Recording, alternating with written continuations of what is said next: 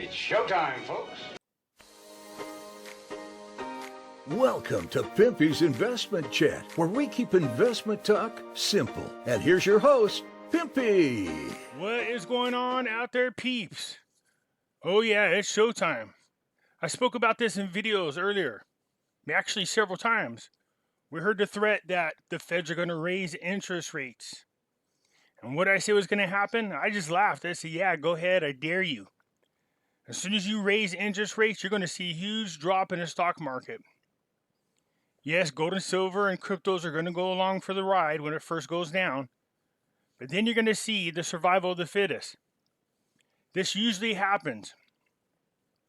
And then as soon as it drops down, and the recovery is usually really slow for the stock market, medium for cryptos is what we found out, and pretty fast for gold and silver. So let's get into this. Before we get started, do me a favor, hit the thumbs up button, and if you're not a subscriber, please do so. Because when you do, it helps out the channel, and I surely do appreciate it. Oh, right now is a good time to be buying gold and silver. And when you do go to make that choice, go check out our friends over at Money Metals Exchange. The link is down below in the description. If you are a first-time buyer and you spend more than $100, use promo code Pimpy, P-I-M-P-Y, and you will get a free half ounce of silver.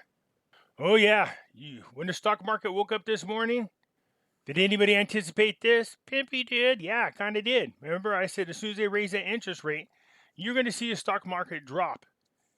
And it did. Dow is down $1,023. Now, it's only 3%. Don't get me wrong. It's not like a huge drop-off, but it's a pretty good chunk of a drop-off. The real question is, how is it going to perform the rest of the week? Will it get artificially pumped? Or do we see the feds go all of a sudden into emergency meeting and then they turn around and remove the interest rate hike? You see, they don't have a choice. There's too much debt on the books. The video I showed you the other day, what they say, they're damned if they do and damned if they don't. They have to start clearing the books. The Federal Reserve, that is. That's a private bank.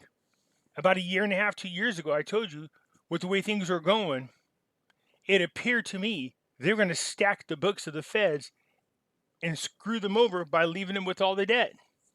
That's what it appeared. Now, that's still a prediction. We'll see what happens. But nobody should be surprised to see that the stock market dropped. That was easy to predict. What about cryptos? Oh yeah, you can see, just like the stock market, cryptos took a pretty good hit as well when the markets open. The Dow Jones might have dropped 3%, but look at Bitcoin, it's down 5%. Now you see Bitcoin down below 37,000. It will most likely rebound a little today. We'll see. But Bitcoin is currently at $36,953. Ethereum's at $2,751. The New World Order coin, you know, the one that's supposed to be going to the moon and everything else that you hear, it's at 60 cents. Solana's at $84. Cardano's at 79 cents. We got Avalanche at $58.91. Polkadot's at $14.49. Shiba, whoa, it took a hit too, 4020. Polygon's at $1.05. And Crypto.com is at 28 cents. Of course, I missed Dogecoin, and Dogecoin is at 12 cents. Here's the thing, you just keep an eye on these little boogers. We've seen this happen in, February, March of 2020. And I told everybody, oh, don't be so doomy and gloomy. Just keep an eye on our favorite cryptos. They will rebound. And they did in a big way. It'll happen again, just like before. Satoma's at 8059. Over the last hour, it's up 0.5%. Over the last 24 hours, it is up 2.5%. And over the last 7 days, it's up 5%. So good things are happening for Satama. And they seem to be heading in the right direction. Unlike the other ones who are falling down. Satama is in the green. This is nice. But over the last 14 days, it has been a negative 6%. And over the last 30 days, it's lost 46.7% of its value. That's not good. Just like stock and just like cryptocurrencies, the precious metals go down in the beginning, just like everybody else. Take a look at this here. I mean, this is just from yesterday. Here it was. Where were we sitting down? Where's that? Oh, there's that line right there. It was at 22.23. Jumps up to 23.02 in the nighttime. Starts to go up a little bit more. And all of a sudden at the open of markets today, it starts off at 23.21 and drops all the way down here to 22.39. So yeah, that's common for them to do the same thing. But remember, gold and silver always rebound much quicker than everybody else. So silver's at $22.40, is down 54 cents for the day. No exception for gold. Same thing as silver. Started off here around 1866. Throughout the night, it got up there to 1900. As a matter of fact, got up there a little higher. So here we have gold sitting around 1867, was climbing throughout the night. It got up to 1906, and then as soon as the markets open, boom, all the way down to where we are now at 1877. Like I said, they will rebound quickly. They always do. You might want to take a look at your IRAs and your 401ks to see what kind of hit your retirement nest egg took overnight. I'm just curious to see how it performed. We're going to take a listen to Michael Oliver and his prediction for silver this particular year. When I talk about gold and silver and the people that I pay attention to, I let everybody know that the experts that I think I get the most out of, and this is just me personally, are those individuals who not only know how the stock market works, but also are historians. They know about the history of the performances of gold and silver, as well as stocks, and they make good comparisons, and they tell you what to look for. There's always signs. So we're going to listen to Michael Oliver here and hear what he has to say when it comes to gold and silver. I think you'll be impressed. He was bullish there. They didn't care that silver took out the price chart lows of 2020. So somebody said, I don't care, I'm buying it. Mm-hmm. So a lot of people think about the conspiracy control over silver and so forth. Well, somebody was underneath it buying it with resolution, and they weren't afraid by a price chart breaking through a prior low. Mm-hmm. With the price of gold approaching the $2,000 level and silver touching $25 mark, Michael Oliver, the man who is well known for his deadly accurate forecasts on stocks, bonds, and major markets, has predicted that we are on the face of what could be for gold and silver a dramatic move this year such that it erases any prior bull moves in terms of dynamics and percentages. So at that point, silver has, over history, over the last 40 to 50 years, 4 times traded up to a price level that was at least over 3% of the price of gold at that time.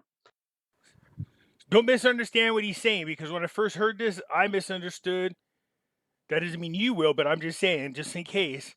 He's saying that there's been 4 times in history in which silver was over 3% of the value of gold. Not 3% higher than the price of gold, but 3% of the price of gold. So if gold was $1,000, 3% would be 30. See what he's saying? So 4 times it has been above 3% of the price of gold over the last 40, 50 years.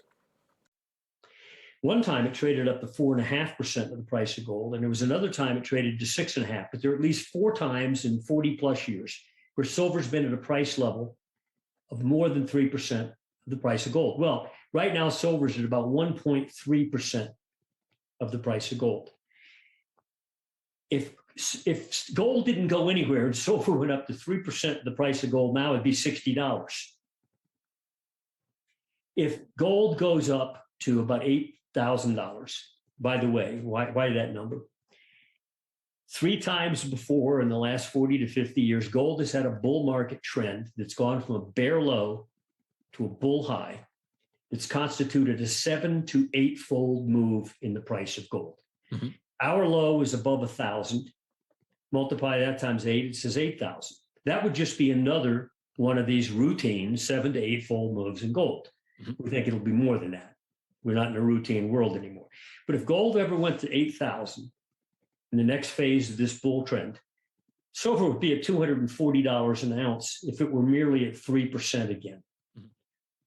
And our measurements of the ratio between silver and gold on a technical basis, we don't show that here, show that silver is now back into a positive trend versus gold. It has reasserted itself. So getting back up to 3% is merely further reassertion of its performance trend, which we think has now shifted back to positive. So merely almost routine at this point, right? Yeah, almost routine. Mm. So we think if there's a surprise ambush out there in the commodity sector, and it would be a psychological surprise even to gold and silver investors because they're so worn out over the last year and a half. Mm. And if you look at it, I mean, if you got long good back in 2020, early below $20, you're doing okay. Okay. Yeah. 25, you're up pretty good. But silver hasn't exploded like most commodities have because it had an explosion in 2020. I was listening to Chris Marcus' show, and Dave was on there, and Dave said something that caught my attention. He said gold and silver are not commodities. They're money. And he wishes they would stop calling them commodities. And he said the reason why they do that is because they are conditioning people's minds to forget that gold and silver are actual money. I love that. Dave Kranzler, great choice of words. This guy lumping gold and silver in with commodities, it's gold and silver is not a commodity. It's money is what it is. $12 to 30 in a matter of several months. This is a tight-fisted range. If you stand back and look at it from a distance over years, for example, you'll see that this congestion zone since summer of 2020 is fairly tight-fisted. Silver has not collapsed, but it's bored everybody to death. And the sense of silver becoming extremely volatile, like let's say crude did, or what Bitcoin did in 2021, went from $10,000 to 60,000, 9 months. Okay, don't be surprised that this market does that. Mm-hmm. So this is one of our 3 picks to focus in on. This next move could easily be eightfold, and silver is now poised to outperform gold. As far as our work is concerned, it woke up in the summer of 2020 just above $19. And shortly after that, it went up to 30 within about 6 weeks. That's a weekly price chart on the top. Because actually, about 6-7 weeks after price had hit its high in that summer of 2020, it dropped all the way back down and traded under 22. Mm-hmm. That was where that black line originates there. And then it popped back up to 30, and it was range bound, a big range, admittedly, $8 range. Okay. Mm-hmm. But then in 2021, and I think it was August or so, 2021, price went down and took out the September low that occurred in 2020, took out the black line. All those 3 peaks that occurred just above 10%, well, we bottomed at about 11% over. Shot back up. Now look at the red line on momentum. This is what we call a momentum structure. It was a pivotal low back at that September 2020 drop, and then it stayed above the red line until summer 2020 broke below it. And there are 3 rallies that rallied up to that red line after breaking below it. Now, actually, this week, we traded up to about 26.49 on the May silver. Intra-week, we actually traded up to that red line again. But this line focuses on weekly closes. If you ever close a week out now, around 26.50, give or take, you're going to break silver out above this structure, which should be another launch for silver. There was a similar chart to this we had back about 7 weeks ago based on quarterly momentum that had already broke out above. That was in the low $24 area. Since then, silver's been living mostly 25 to 26 area. The coming chaos will cause fundamental changes in monetary policy, and central banks are going away. There will be a reversion back to market forces and away from centralized banking structures. So if you're not in silver, or if you want to add to a silver position, our suggestion is if you get back up to this week's price highs again, especially on a weekly close, just assume you're going to get a new kick to the upside in silver that we got like 6 weeks ago. You're going to get another one. This one will take you through the highs. Mm-hmm. Michael Oliver thinks that we're going into a global recession. As a result, central bank policy will shift to compensate for that because they have to defend the asset categories they've always defended, including their stock markets, their banking sectors, corporate debt, etc. Gold knows this. That's why gold has clinched off all of this talk since June of last year, and it has taken about 4 beatings to the downside, each involving at least $100 drops since the June statement by the Fed. There's only one category that worked. Gold has gone up a couple $100 since late last year. Gold miners have gone up, $12 from 28 to 40. They've been rewarded by buying things like Newmont. Look at a Newmont chart sometime. It's gone off the page. It took out the 2020 high. It's a blue chip gold miner. That's what big asset managers buy. The Fed threats have not stopped the correctness of that decision to buy gold related. So, do you agree with Michael Oliver's $240 per ounce silver prediction? So this is the stock he was talking about, Newmont. Yeah, it's done very well. So as the Dow and all those start to drop in price, I spoke about miner stocks going up. I guess I should bring back out again my stock watch, because I guarantee miners are taking off. I'll add Newman and see how it does. So for those of you who've been patient, holding on to your gold and silver, I was saying that it will protect you against inflation. It will protect you against a market crash. If this continues, we're going to find out for sure. Good things happens to all those who wait. Anyways, that's it for now, you guys. Do me a favor, hit that thumbs up button. If you're not a subscriber, please do so, because when you do, it helps out the channel, and I surely do appreciate it. And I'll catch you later. I'm out.